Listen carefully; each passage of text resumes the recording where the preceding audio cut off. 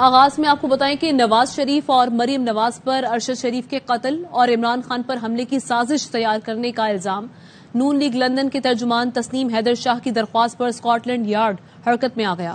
تسنیم حیدر کے وکیل مہتاب عزیز کہتے ہیں کہ اسکاٹ لینڈ یارڈ کی جانب سے کارروائی روکنے کی خبروں میں کوئی صداقت نہیں۔ اسکاٹ لینڈ یارڈ نے گواہوں کو اگلے ہفتے طلب کر لیا ہے۔ اسکاٹ لینڈ یارڈ شواہد کا باریک بینی سے جائزہ لے رہا ہے۔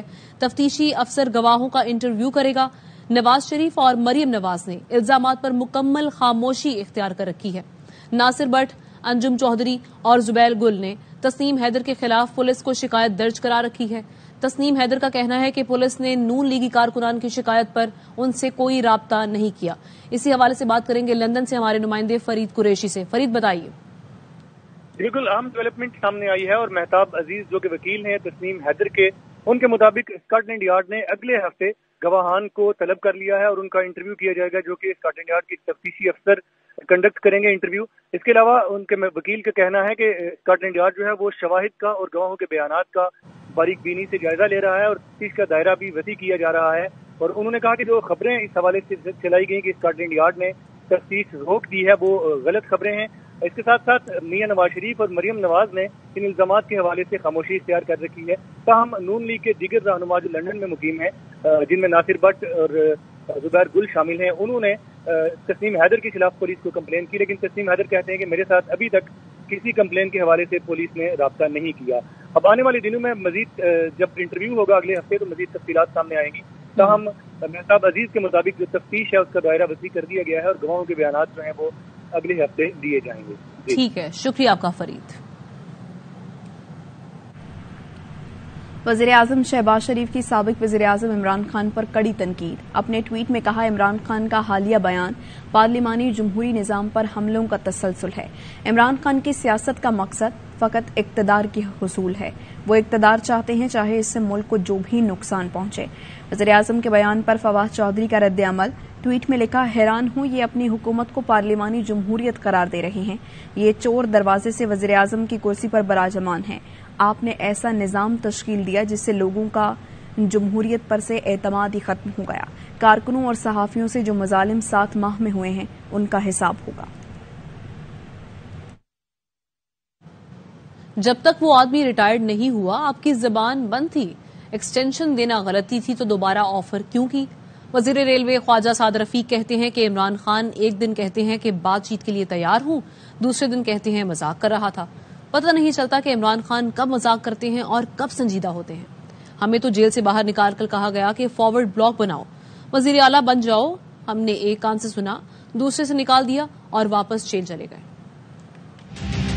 یقین کریں بہت مشکل حالات ہے۔ پاکستان بڑے سیریس اکنامک کرائسس میں، اداروں کو چلانا مشکل ہوتے ہیں، پیسے ہیں ہی نہیں، تنخواہوں کے پیسے نہیں ہیں، پینشن کے پیسے نہیں ہیں۔ لوگ پوچھتے ہیں کہ آپ نے کیا کیا؟ ہم نے پاکستان کو دیوالیہ ہونے کی سٹیج سے واپس پکڑ کے لے آئے ہیں، بالکل کام ہو گیا ہوا۔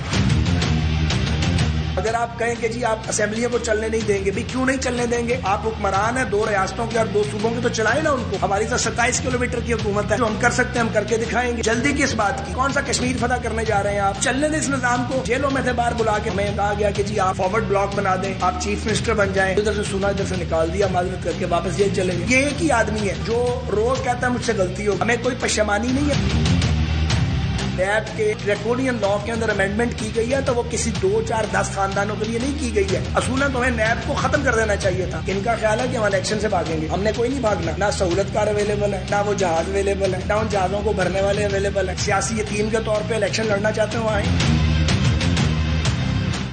جو جنرل باجوہ کہتے تھے بھروسہ کر لیتا تھا، پتہ ہی نہیں چلا کس طرح مجھے دھوکہ دیا گیا اور جھوٹ بولا گیا۔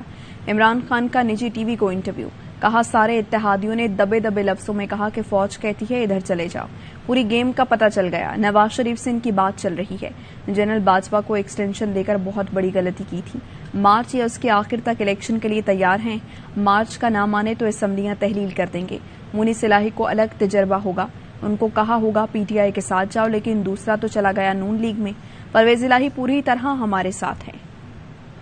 کرتا ہوں، لیکن میں نے پہلی دفعہ جو میری جنرل باجوہ سے میرے 3.5 سال گزرے ہیں، پہلی دفعہ میں نے ریئلائز کیا کہ یہ کتنی بڑی میری کمزوری ہے، کیونکہ میں اس کو ٹرسٹ کر لیتا تھا.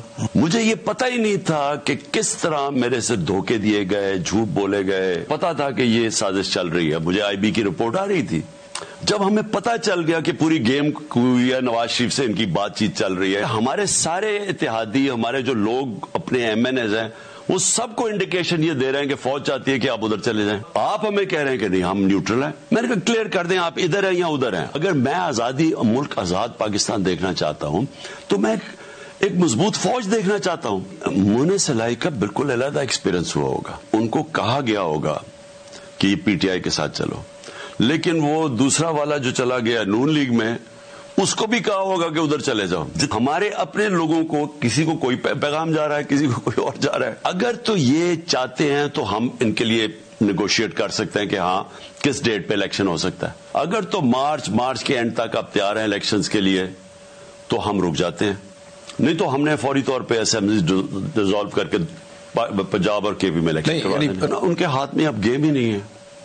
پرویز الہی بالکل ہمارے ساتھ کھڑے ہیں، انہوں نے مجھے پوری اتھارٹی دے دیا، جس دن میں چاہوں اسمبلی ڈیزالو ہو جائے گی. آپ نے جنرل باجوہ کو ایکسٹینشن دے کر واقعی غلطی کی تھی؟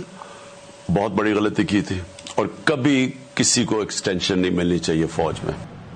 15ویں اردو کانفرنس کا اختتامی سیشن معروف مزاح نگار انور مقصود نے سنائی پاکستان کی قرض کی کہانی.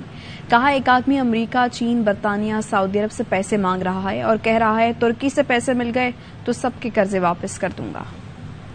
وزیر اعظم 6-7 ملکوں کے سربراہوں کے سامنے ہاتھ پھیلا چکے ہیں. غریب کہتے ہیں ہمیں بدنام نہ کریں، اپنے لیے مانگیں. ایک آدمی امریکہ سے، چین سے، برطانیہ سے، سعودیہ سے، یو اے ای سے پیسے مانگ رہا ہے اور کہہ رہا ہے اگر ترکی سے قرضہ مل گیا تو قسم خدا کی آپ سب کے پیسے ہم واپس کر دیں گے. آزاد کشمیر میں بلدیاتی انتخابات کا دوسرا مرحلہ. پونچھ ڈویژن میں ضلع کونسل کی 88 نشستوں میں سے 82 کے نتائج مکمل ہو گئے. تحریک انصاف 30 نشستیں جیت کر سب سے آگے ہے. سیکرٹری الیکشن کمیشن سردار غضنفر نے بتایا کہ مسلم لیگ نون کے 22 اور پیپلز پارٹی کے 13 امیدوار کامیاب ہوئے. مسلم کانفرنس نے 4 نشستیں حاصل کی اور 8 آزاد امیدوار جیت گئے. جمعیت علماء اسلام نے 1 سیٹ حاصل کی.